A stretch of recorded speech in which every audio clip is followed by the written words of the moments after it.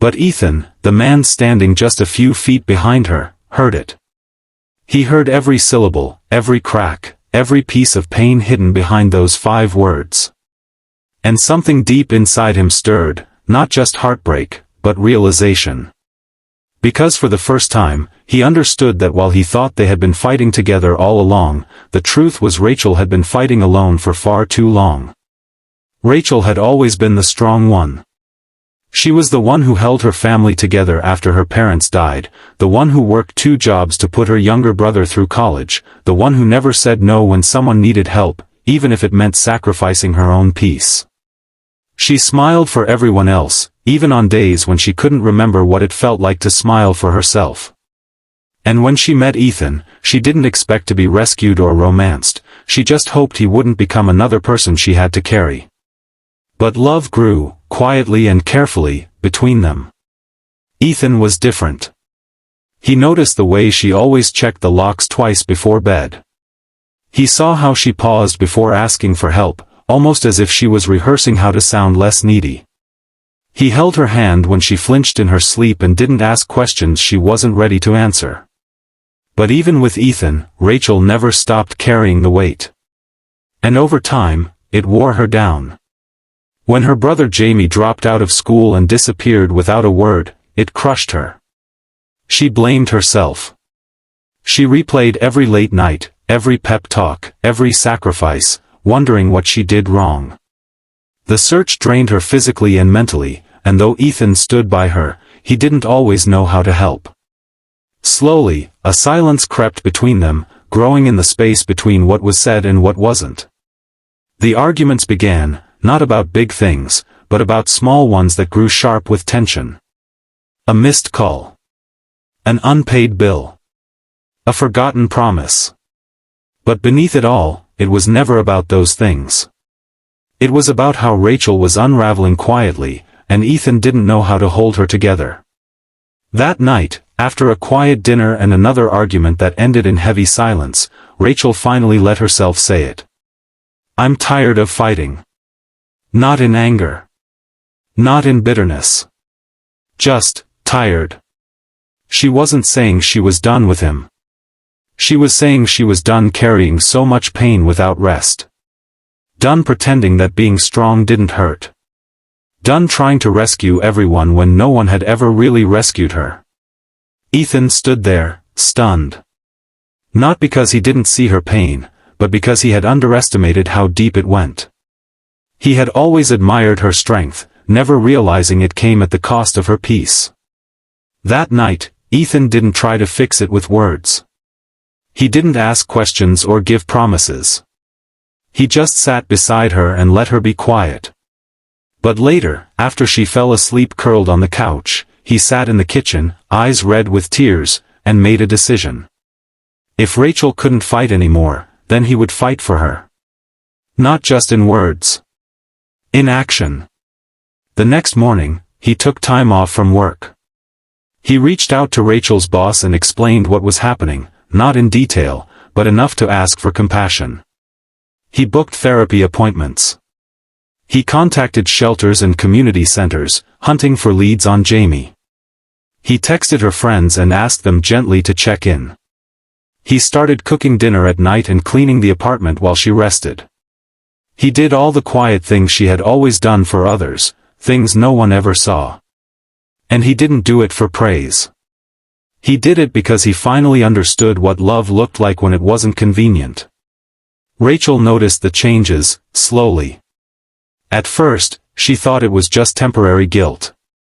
But Ethan didn't stop. He didn't demand gratitude. He didn't expect her to be okay right away. He was just there, showing up with small acts of love and care that made her feel, for the first time in a long time, not alone. One night, a week after she had spoken those heavy words, she found him in the kitchen reheating soup and humming an old song she used to love. She leaned against the doorway and asked quietly, "Why are you doing all this?" Ethan looked at her, no grand speech prepared, and simply said, "Because you've spent your whole life fighting for everyone else. It's my turn to fight for you." Rachel broke down in his arms, not from sorrow, but from the strange feeling of finally being safe enough to fall apart. And in the days that followed, she began to heal, not in leaps, but in quiet moments. She went to her first therapy session. She took a walk without feeling like she was being chased by the ghosts of responsibility. She started smiling again, not because she had to, but because something inside her started to believe she deserved to. And eventually, with Ethan's help, they found Jamie. He was in a nearby city, scared and ashamed, but alive. They brought him home. Slowly, they started rebuilding what had broken. Not perfectly, not quickly, but with patience. Rachel learned that love didn't always mean strength. Sometimes, it meant surrender. Letting someone else carry you when you couldn't stand. And Ethan proved that real kindness, the kind that shows up, that stays, that listens, is not weakness. It's the greatest kind of strength. And all of it began with 5 broken words that finally told the truth: I'm tired of fighting. But because of Ethan's love, she didn't have to fight alone anymore. Ethan had always believed that love meant being there, just being present, standing beside the person you loved, showing up when needed, and letting them know you cared. But the night Rachel finally looked at him with tears in her eyes and whispered, I'm tired of fighting, something shifted inside him forever. In that moment, he realized that love isn't just about being nearby or available, it's about knowing when someone is no longer able to hold themselves up, and instead of watching them fall, choosing to carry them for a while. It's about recognizing the silent battles behind someone's smile and having the strength to step in without being asked. That night, sitting quietly beside Rachel on the couch as she curled up with her back to him, silent tears soaking the cushion, Ethan understood that standing beside someone in their pain is not enough when they're collapsing from the weight of everything they've held together for far too long. For so long, Rachel had been the strong one. She had loved everyone deeply, served without asking for anything in return, and carried burdens that weren't hers just to make others feel safe. But now, she had run out of energy. Her soul was weary, not because she didn't want to keep going, but because she had fought alone for too long, never letting anyone see how close she was to breaking. And Ethan knew, if he truly loved her, this was not the time to offer sympathy and wait for her to rise. This was the moment he had to fight for her the way she had always fought for everyone else. He began not with grand gestures, but with small, deliberate acts of kindness. He woke up earlier to make her breakfast, not because she asked, but because he wanted her to start her day with something warm and comforting. He scheduled therapy appointments and gently encouraged her to go, offering to wait in the car just so she knew she wasn't alone. He sent messages to her friends, asking them to check in. He searched for her missing brother, Jamie, every spare moment he had. He cooked, cleaned, took over chores she usually handled, and never once brought it up to score points. He listened without judgment, held her hand when words weren't enough, and reminded her, without pressure, that she mattered. Over time, Rachel began to feel it. The weight in her chest didn't disappear overnight, but it became a little easier to carry. Her sleep deepened. Her appetite returned. She smiled once or twice without forcing it. She didn't feel rushed to be okay, because Ethan never made her feel like healing was something she owed him. He simply stayed. Quiet, gentle, steady. That consistency, his unwavering presence, was what began to heal her in ways she never thought possible. She realized she had spent most of her life believing she had to earn love by being useful, by being strong, by never needing help. But here was Ethan, showing her that she was worthy of love even when she was tired, even when she couldn't smile, even when she had nothing left to give. One afternoon, Rachel stood in the doorway of their tiny kitchen, watching Ethan hum softly as he chopped vegetables for soup. The simplicity of it, the peace in that moment, brought tears to her eyes. "Why are you doing all this?" she asked quietly. Ethan looked up and gave a soft smile, his voice low and sincere. "Because you've always fought for everyone else. Now, I want to fight for you." Those words didn't just comfort her, they awakened something. For the first time, Rachel felt what it meant to be loved without conditions. And Ethan's love didn't just soothe her sadness, it reminded her who she was beneath the exhaustion. The girl who had big dreams, the sister who had hope for her brother, the woman who believed in kindness even when the world was unkind. Bit by bit, she began to return, not as the same version of herself, but as someone softer, more open, and finally able to receive.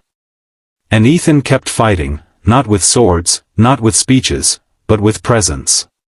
With patience. With quiet strength. Because he understood now that real love isn't loud or flashy. It's not about big declarations or dramatic moments. It's about knowing when the person you love has run out of energy and saying, "Rest. I've got you." It's about seeing someone unravel and not being afraid of their brokenness. It's about showing up every day, even when it's hard, especially when it's hard, and proving through action that you are not going anywhere. And through his kindness, his calm, steady kindness, Ethan became the one thing Rachel never knew she needed: safe. He became the kind of love that helps you rebuild. And in helping her heal, he found a deeper version of himself, too. He realized that true kindness is not passive. It's not just about being nice or gentle. It's active. It's fierce. It takes courage to step in when someone you love is falling apart and say, "You don't have to do this alone anymore." It takes strength to love someone not for who they pretend to be, but for who they are in their most vulnerable, unpolished form. And that is what Ethan gave Rachel, not rescue, not solutions, but presence. He chose to fight, not because she asked him to, but because he loved her. And through that choice, he gave her the one thing she had never allowed herself to ask for: rest. So if you're watching this story right now and it touched your heart, if it reminded you of someone you love, or if you've ever been in a place where you were too tired to keep going, remember this: sometimes the greatest act of love is not standing beside someone, but kneeling beside them when they fall and whispering, "I'm here. I'm not leaving. You're not alone." And if this story moved you, even just a little, we invite you to be part of something kind. Please like this video, share it with someone who needs hope today, and subscribe to our channel, Kindness Stories, where we believe that even the smallest acts of compassion can change someone's life. Your support helps us continue sharing stories that heal, inspire, and remind us all that we are never truly alone. Thank you for being here, and never forget, kindness isn't weakness. It's the most powerful thing we can give each other.